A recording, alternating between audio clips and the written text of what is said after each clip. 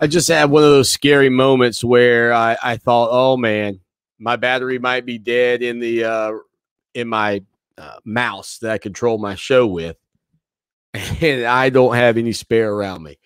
That was going to make for an interesting segment. Going to have to do the old rolling around inside there. You know that old trick. Just give me one more minute, please, Mr. Battery.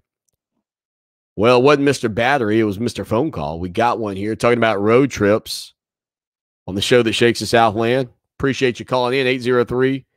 803-450-0086, 803-450-0086. You can call that number anytime, any place, anywhere. Clemson getting beat by Georgia Tech this Saturday, and you want to call? Do it. Here we go. Oh, gosh, Swanny. My favorite Clemson going to a road trip game was 1989, Florida State. Not only did we go down there and take care of business, but it was one fun time and fun to be had by all. Have a good day. Yeah, look, that game, of course, coming off the heels of the Punt Ruski game is Wayne Simmons with a 73-yard fumble return, I think, for a touchdown. It was an interception return for a touchdown, I believe.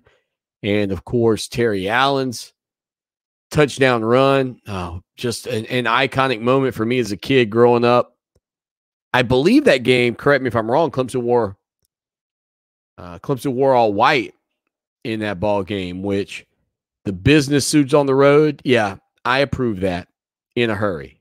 I will approve that in a blink. We've got some Dabo Swanny audio coming up for you here in just a little bit. Always appreciate people giving us a call and telling us what they think. Big Mark says, best venue, first round of the playoffs, Miami, Florida. Whooped Oklahoma, baby. Big Mark, you're right about this, man.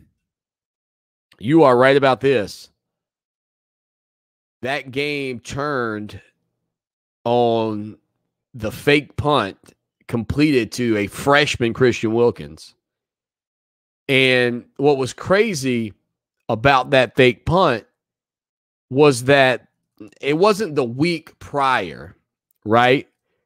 But it was the ACC championship game where Clemson ran a fake punt against North Carolina, and Dabo Swanny just went ballistic on Andy Teasdall. And then you thought there's no way Clemson's going to be faking this one after Teasdall's butt was still hurting from being chewed out. And sure enough, man, Clemson pulled it off. I can remember the Oklahoma fans in the stands. I was at that game. That game was hot, man. It was a New Year's Day, maybe the 31st or New Year's Day. It was hot. And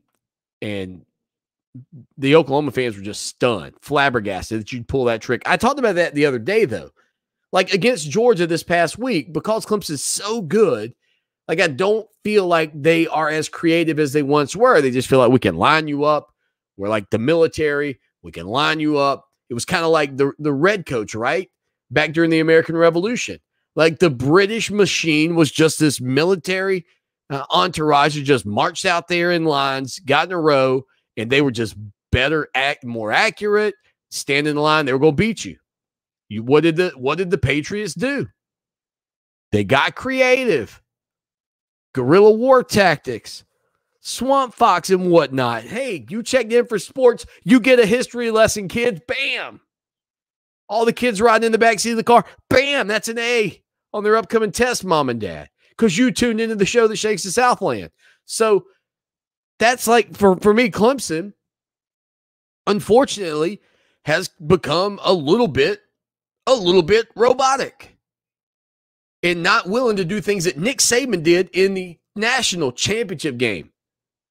He kicked an onside kick. Nick Saban. Now, if you've seen some of the stuff about Saban lately, maybe he's a little bit more loose than we thought. But Nick Saban kicked an onside kick in the national championship game. Yeah.